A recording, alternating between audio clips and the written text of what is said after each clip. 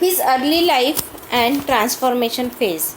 After the marriage, for 10 years in the different pavilions of spring, autumn, and rainy season, the prince was immersed in rounds of music, dance, but always his thought returned to the problem of suffering as he pensively tried to understand the true meaning of human life. The luxuries of palace, this healthy body, this rejoicing youth, what do they mean to me? He thought.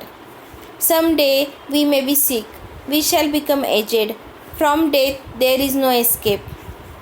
Pride of youth, pride of health, pride of existence, all thoughtful people should cast them aside. A man struggling for existence will naturally look for help. There are two ways of looking for help, a right way and a wrong way. To look in the wrong way means that while he recognizes that sickness, old age, and death are unavoidable, he looks for help among the same class of empty, transitory things.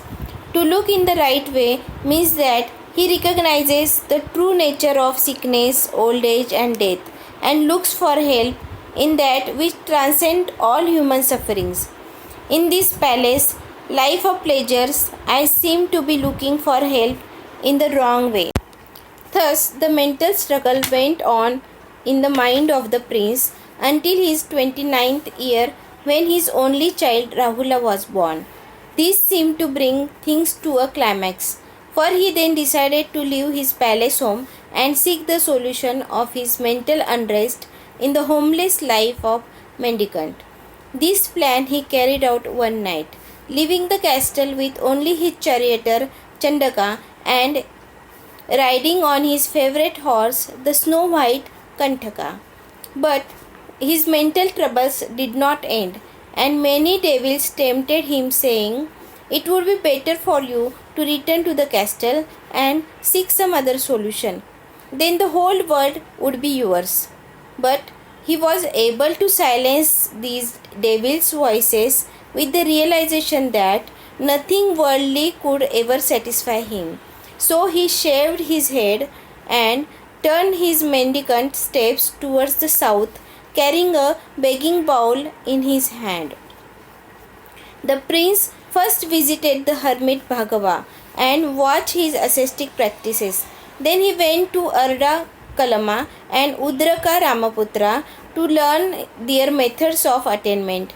But after practicing them for a time, he became convinced that they would not lead him to enlightenment. Finally, he went to the land of Magadha and practiced asceticism in the forest of Uruvila on the bank of Nairanjana river, which flows by the Gaya Castle. His enlightenment. The method of his practice were unbelievably intense. He spurred himself on with the thought that no ascetic in the past, none in the present, and none in the future ever has practiced and ever will practice more earnestly than I do. Still, the prince could not realize his goal. After 6 years in the forest, he gave up the practice of asceticism. He bathed in the river and accepted a bowl of milk from the hand of Sujata maiden, who lived in the neighborhood village. The 5 companions who had lived with him during the 6 years of his ascetic practice looked on with amazement that he should not receive milk from the hands of maiden. They thought him degraded thereby and left him. The prince thus was left alone. He was still weak, but at the risk of losing his life, he attempted yet another period of meditation, saying to himself, "Blood may become exhausted, flesh may decay, bones may fall apart, but I will never leave this place until I find the way to enlightenment." It was an intense and incomparable struggle. His mind was desperate and filled with confusing thoughts. Dark shadows overhung his spirit. He has beloved by all the lures of devils, but carefully and patiently he examined them one by one. and rejected them all. It indeed was a hard struggle, and that made his blood run thin, his flesh fall away, and his bones crack. But when the morning star appeared in the eastern sky, the struggle was over, and the prince's mind was as clear and bright as the breaking day. He had at last found the path of enlightenment. It was December 8th, when he was 35 years of age, that the prince became Buddha. From this time on, the prince was known by different names. Some spoke of him as Buddha, the perfectly enlightened one. Some spoke of him as Shakyamuni, the sage of Shakya clan. Others called him the world's honored one. He went first to Mrigdava in Varanasi, where the 5 mendicants who had lived with him during the 6 years of his ascetic life were staying. At first they shunned him, but after they had talked with him, they believed in him and became his first followers.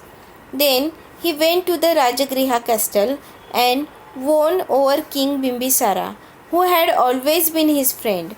From there, he went about the country, living on alms and persuading men to accept his way of life. Men responded to him as a thirsty seek water and the hungry food. Two great disciples, Sariputra and Maudgalayayana, and their 2000 disciples came to him. At first, the Buddha's father, King Shuddhodana, still inwardly suffering because of his son's decision to leave the palace, held himself aloof, but afterwards became his faithful disciple. Mahaprajapati, the Buddha's stepmother, and the Princess Yashodhara, his wife, and all the members of Shakya clan believed in him and followed him, and multitudes of others became his devotees and faithful followers. For 45 years, the Buddha went about the country preaching and persuading men to follow his way of life. But at last, when he was 80, at Vaisali, on his way from Rajagriha to Shravasti, he became ill and predicted that after 3 months he would enter Nirvana. Still he journeyed on until he reached Pava, where he was made critically ill by some food offered by Kunda, a blacksmith. Then, by easy stages, in spite of great pain and weaknesses, he reached the forest that bordered Kusingara. There, lying between two large sala trees, he continued his teaching to his disciples until his last moment. Thus, he entered into perfect tranquility after he had completed his work as the greatest of world's teacher and the kindest of men. Under the guidance of Ananda, the Buddha's favorite disciple, the body was cremated by his friends in Kusingara. 7 neighboring country rulers as well as King Ajatashatru demanded that the ashes be divided among them. The king of Kusingara at first refused, and the dispute even threatened to end in war. But by the advice of a wise man named Drona, the crisis passed and the ashes were divided among 8 great countries. The ashes of the funeral pyre and the earthen jar that contained the remains were also given to 2 other rulers to be likewise honored. Great tower commemorating the Buddha had been built to enshrine his remains and ashes.